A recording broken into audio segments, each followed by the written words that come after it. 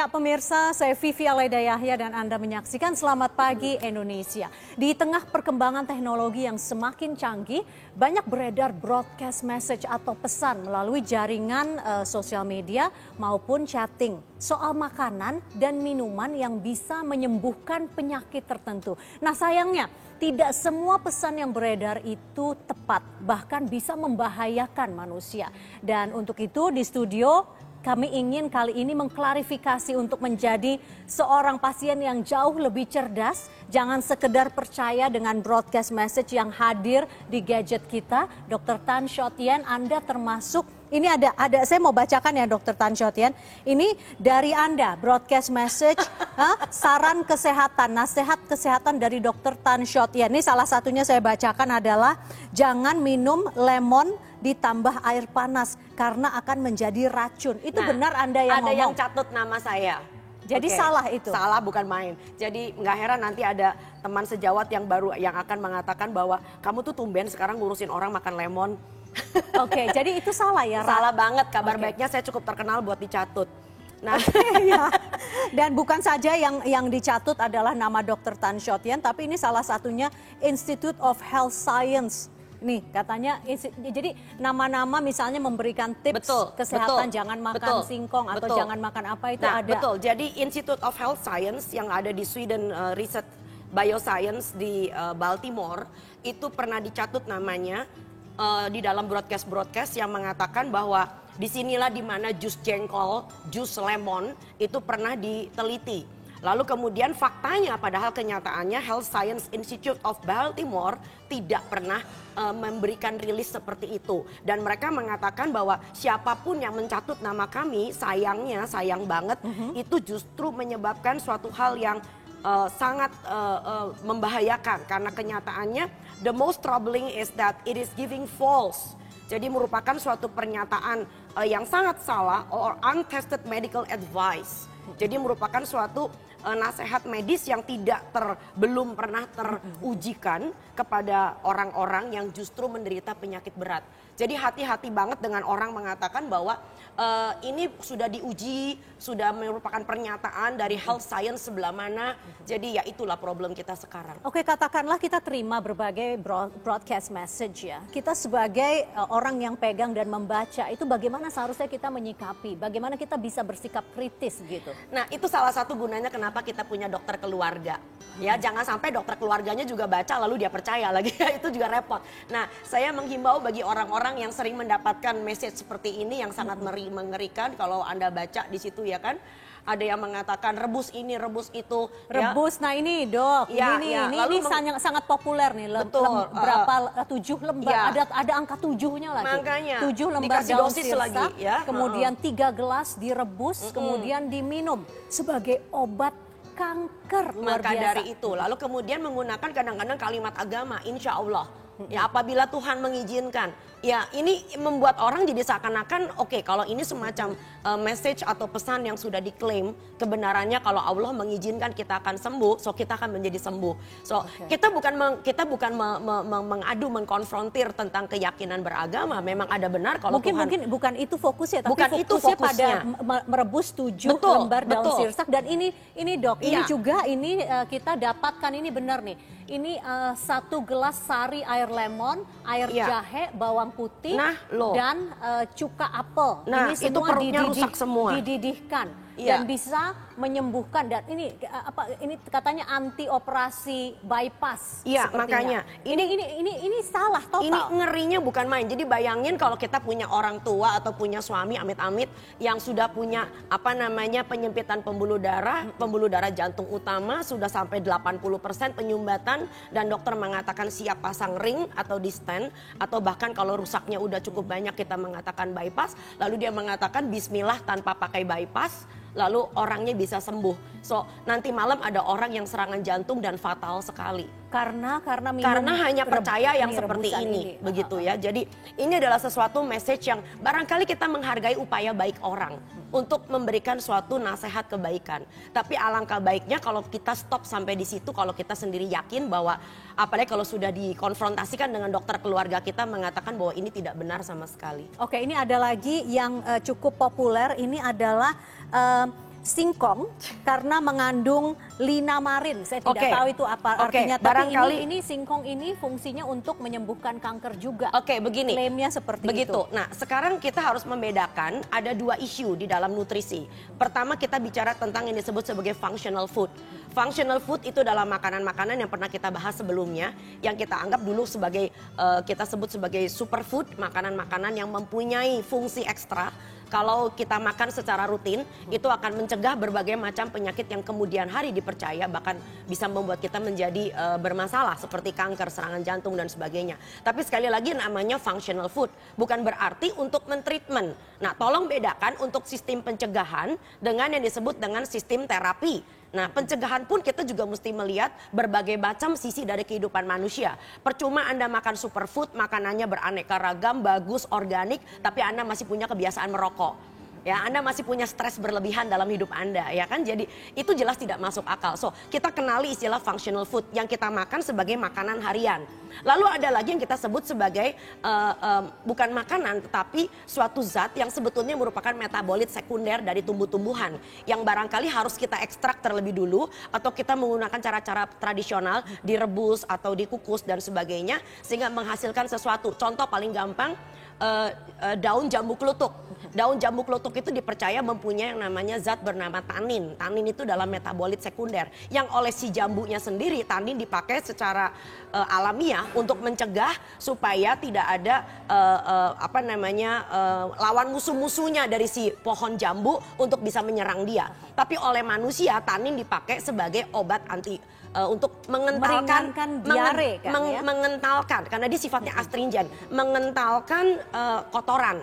Jadi kita tidak lagi diare seperti air, sor gitu. Jadi sampai tahap itu masih sampai oke. tahap itu. Tetapi yang tidak boleh. Yang tidak boleh kalau kita sudah kolera atau sudah muntaber sampai betul-betul dehidrasi dan kita masih terus maksain pakai air daun jambu dan pakai teh pahit misalkan. Jelas itu tidak masuk akal. Nah, bagaimana dengan kolang-kaling?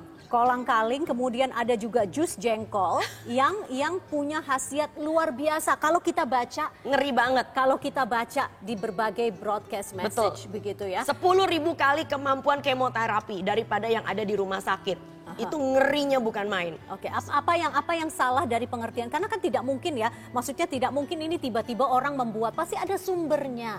Sumber informasi bahwa kolang-kaling ini adalah sifatnya analgesik gitu. Saya selama seminggu melakukan yang disebut dengan investigasi, penelusuran. Sampai saya minta tolong kepada beberapa rekan saya, sahabat-sahabat saya. Terima kasih kepada ibu, yang beberapa orang ibu yang saya kenal sebagai PhD juga termasuk Dr. Lili Indrawati dari Universitas Yarsi, juga Ibu Miranti, dan beliau itu berusaha untuk bekerja sama dengan saya mencari tentang literatur yang disebut sebagai ensiklopedi maupun farmakope herbal tentang kolang-kaling. Nah, ini lebih jauh tentang kolang-kaling. Apakah benar atau memang sekedar mitos? Kita bahas setelah yang satu ini ya, Dok ya. Kita tahan dulu. Ya, pemirsa tetaplah bersama kami. Selamat pagi Indonesia, segera kembali.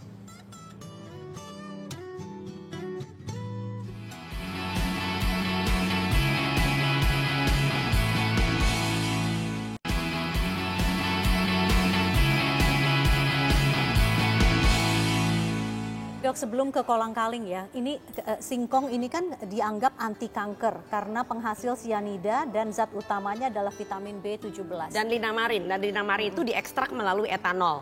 Jadi tidak benar bahwa yang namanya singkong itu kita makan sebagai singkong, lalu kemudian dia mempunyai kapasitas anti kanker.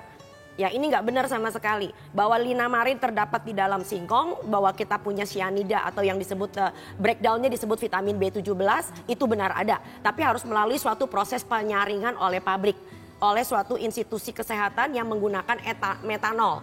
Artinya itu adalah penarikan dengan cara alkohol. Jadi walaupun makan singkong 2 kilo per hari itu belum yang ada kita diabetes karena dia adalah karbohidrat tinggi. Oke, baiklah, udah salah. Nah, itu jengkol, Dok. Oke, jengkol. Jengkol itu kita anggap adalah suatu bagian dari biji yang mempunyai beberapa zat yang katanya ampuh. Tapi tolong diingat bahwa zat itu diekstraksi lagi dengan menggunakan metanol. Lalu kemudian kita cobakan di cawan Petri di laboratorium terhadap suatu sel, dan selnya adalah sel virus bernama Epstein-Barr virus. Lalu kemudian kondisinya adalah ketika virus itu berada di dalam isolasi.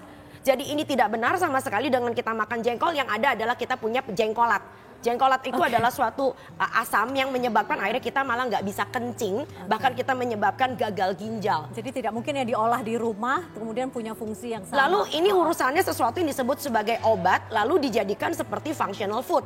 Tidak benar sama sekali. Kolang-kaling, Dok. Ini Kolang-kaling. sangat populer, banyak sekali di Indonesia. Itu yang saya katakan di awal. Teman-teman saya berusaha ingin mencari dari buku-buku macam-macam, buku-buku klasik sampai dengan ensiklopedia herbal. Apa hasilnya, Dok? Tidak ada sama sekali yang disebut sebagai galaktomanan. Nah, di dalam salah satu rilis dari hati-hati Anda membaca media-media online. Tidak semua media online itu juga mereka mempunyai wartawan, jurnalis yang bisa mengumpulkan dari sumber yang dipertanggungjawabkan. Di salah satu media online dikatakan bahwa yang membuat kelihatannya kolang-kaling bisa menyembuhkan nyeri dengkul, ya. itu karena katanya mengandung galaktomanan. Padahal kalau Anda cek nggak usah jauh-jauh, ke Wikipedia aja, galaktomanan itu sebetulnya adalah stabilizer dari makanan. Jadi bukan analgesik.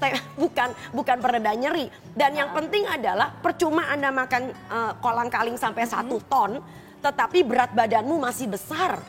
Jadi yang menjadi problem dengan dengkul Anda adalah kelebihan berat badan, Anda punya riwayat rematik, pola makan yang salah, Anda tidak berolahraga sejak usia muda.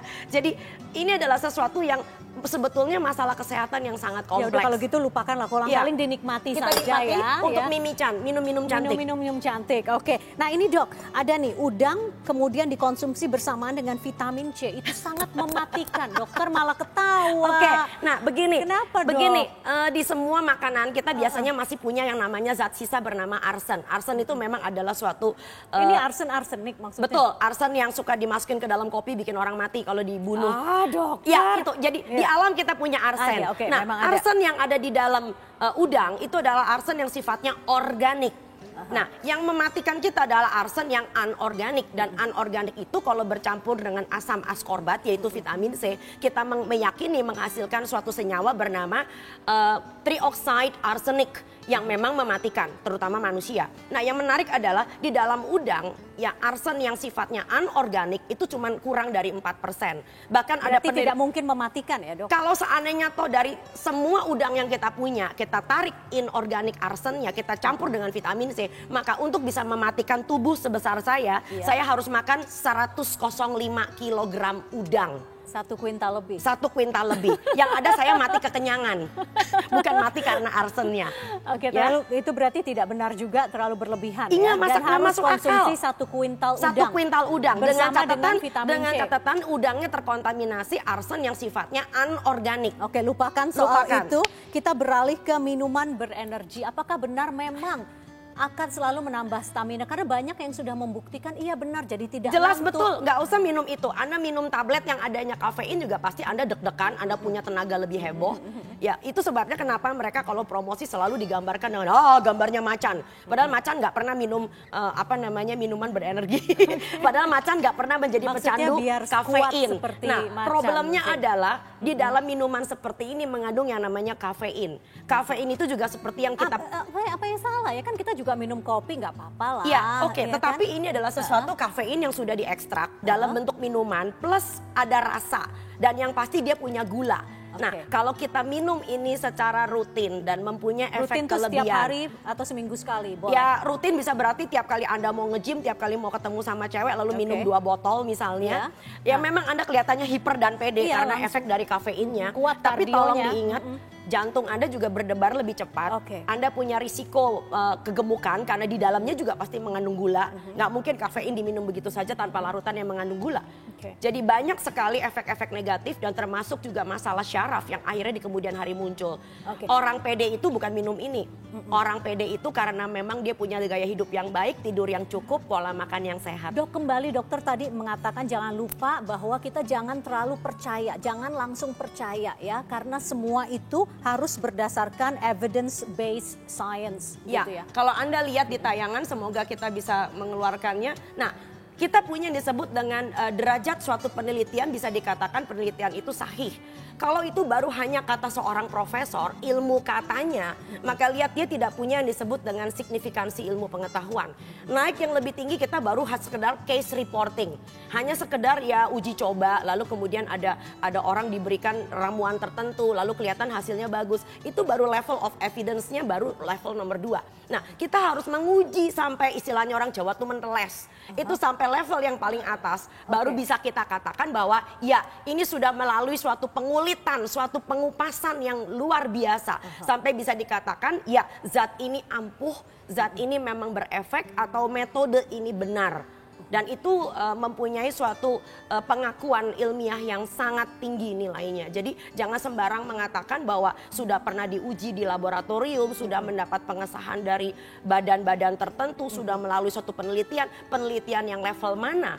Karena kita mempunyai disebut dengan degree of scientific examination or experiments. Panjang ya, panjang sekali Tentu uji saja. klinisnya. Bukan Dan cuma harus uji klinis tetapi juga uji perbandingan. Jadi ada semacam kayak randomized clinical trial. Baik, kalau begitu Dr. Tan Shotien, mudah-mudahan namanya tidak banyak dicatut lagi. Bismillah. Begitu ya, dan masyarakat kita jauh lebih kritis kalau menerima pesan. Dan ini adalah suatu pesan untuk bagaimana sistem pendidikan kita harus berjalan. Anak-anak kita tidak boleh menghafal, tetapi anak-anak kita harus betul-betul kritis. Dr. Tan Shotien, terima kasih. Sama-sama. Seperti biasa. Selamat pagi Indonesia. Pencerahannya.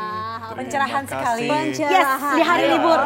Jadi katanya nggak usah minum minuman berenergi, macan aja nggak pernah minum minuman berenergi. Kita makan yang namanya singkong sambal roa. Sehat. Sehat. Buat ngenyangin perut, bukan anti kanker. Dan bisa tenang makan seafood jangan sekarang lupa ya. buat Marvin ya. Wow, Tapi terima bukan kasih. obat anti rematik tapi. Bukan. Ini untuk Anti minuman dahaga. buat juga makanan. bukan buat sumpel dengkul. Ya, dan pemirsa, informasi yang menyehatkan tersebut sekaligus menutup perjumpaan kita semua. Dan selamat pagi Indonesia edisi libur panjang. Selamat liburan bagi Anda semua. Saya Widya Saputra. Saya Marvin Sulistyo. Dan saya Vivi Aleida Yahya. Selamat Saya Dr. pagi. Tan. Oke.